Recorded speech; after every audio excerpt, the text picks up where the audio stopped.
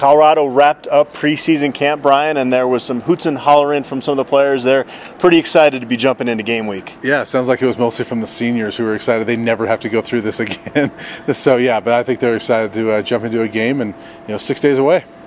There's not a preseason camp where there's not a lot of optimism around, but it's been on steroids this preseason. Yeah. There's a grind usually during camp to where some days there might be a little pushback from the players, and this team never really had that. Yeah, what he said today was sometimes he calls it pulling teeth, those practices, and he goes, we never had to have one of those pulling teeth practices where I've got to pull the coach to go say, let's get these guys going. He said that never happened. So that's a good sign. And, for those fans who are looking for Kool-Aid with 6 days left, there's some of it right there. At least these guys are going out, they're practicing well day in and day out. And I think that's a big sign for this team.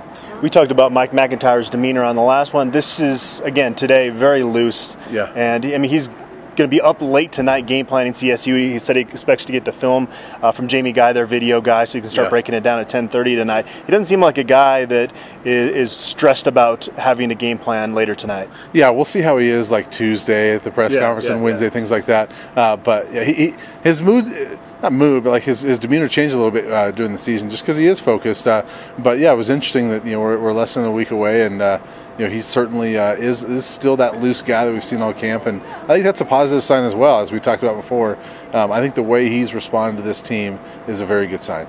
I think one thing that CU fans are most excited about is to see what this offense is going to look like with Darren Chevron calling the plays. Had a chance to talk with him after practice today and posed the question, what's the biggest challenge you anticipate having? And he said, in true ace recruiter fashion, my biggest challenge is getting the ball to our best players, not scheme-wise or adjustments. It's how do I get our best players the ball with the best chance to succeed? It's kind of in his DNA. You hear him always talk about, if I have the better Jimmies and Joes, it doesn't matter, with the X's and O's. He kind of falls on that side of the ledger more so than some offensive coordinators. Yeah, he does, and it is a challenge for him because all the guys we keep hearing him talk about, I don't know how he's going to get it to all those guys. It's hard to say who his best guys are, I think, because some days it's it could be a Tony Brown, some days it's Juwan Winfrey, some days it's maybe Kabion Ento or Laviska Chenault, or there's a lot of guys that have stepped up day in and day out, and so I think that's a challenge, but I think it's probably a fun challenge for him.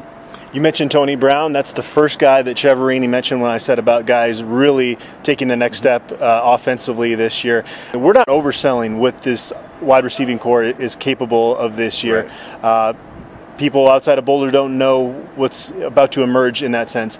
But in terms of a question mark, it's on the offensive line, at least on the offensive side of the ball. You had a chance to talk to Clayton Adams. It sounds like he's kind of solidified things up front. Yeah, and it's kind of like what we had talked about before several days ago, but it sounds like they are going to go with a veteran group to start off with CSU. Obviously, we know Lynott and Hagler on the right side, Purcell at center, but it sounds like it will be Brett Tons at left guard and Josh Kaiser at left tackle. So you got those veterans around there, and I asked him if part of that is wanting to surround Colby Purcell with some veterans. He said maybe, but it's really just the guys that have been the most consistent throughout the entire camp.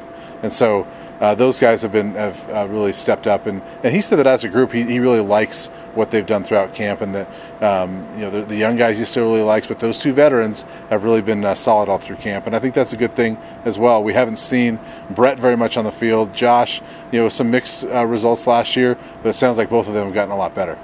And behind them, it sounds like there's maybe a little bit of a different depth situation on the offensive line than what a lot of us anticipated. Yeah, Jake Moretti, we've seen a lot at tackle, but he's working some at guard. And, I think that's kind of maybe a better spot for his knee where he's not having to move out so much, but maybe it's a better spot for his knee. But part of it is they love Frank Phillip, and he's only been practicing for a week or so, but they really like him. And, as Clayton was telling me, he goes, he's got things you can't teach. You can't teach 6'7", 280, and some of the skills that he has. So they really like him. Will Sherman, we've seen on the left in the open scrimmages. He's been a lot on the right, but can move around. So there's some versatility with Sherman there.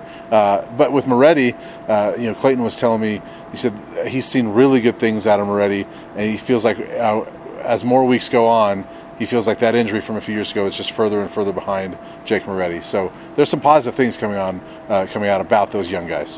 What was interesting is back during the signing period, the three guys that McIntyre seemed to talk the most about being physically ready to play at this level were Israel Antwine, Hassan Hippolyte, and Frank Phillip. And it sounds like those three guys are the most likely true freshmen to actually play this year. Yeah, and it's interesting. I've had coaches tell me in the past that you can like guys at signing day, but you really never know until they actually get here. But it sounds like those three guys have really lived up to expectations, and that's a great thing. I mean, that they identified these types of guys on the recruiting trail, and they've come in here and actually done it. And I think that to me, I don't know about you, but to me that's a sign more of the quality kid they're bringing in as opposed to that they don't have talent already here. I mean, obviously we know the defensive line struggled, but I think Israel Antwine playing a lot is an indication of the type of talent they're bringing in, not necessarily that the guys that are already here aren't very good. So I think that there's very positive signs of those three guys. I would expect them to play quite a bit. McIntyre mentioned that back in July at a place in Longmont, he met with all the seniors. They got all their uniform combinations. I know some fans don't care, and some care a lot. Yeah. So they've got those all set up for this year. I mean, if they're going to have one uniform combination, it's got to be the traditionals. But outside of that, what's your favorite combo? I think my favorite one is, I'm not a Raider fan, but I think my favorite one is the Raider combination. Me too. Yeah. That I think they used. Was it Washington State 2 years ago? Mm-hmm. And I think it was Washington last year. The black jersey and the gray helmet, gray pants. Yeah. And I like that one. I think that's a cool look. Me too. I think they're going to go Stormtrooper for the opener, right? I haven't heard for sure, but I know they're doing a whiteout with the fans, and that they are the road team, so it makes sense.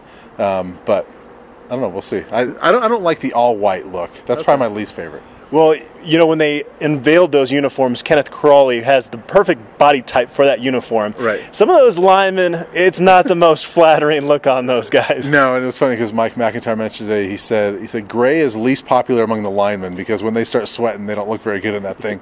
But black is their favorite, obviously. But yeah, Kenneth Crawley certainly made that uniform combination look pretty good. All right, the team's going to have Sunday off, and then we're officially in game week.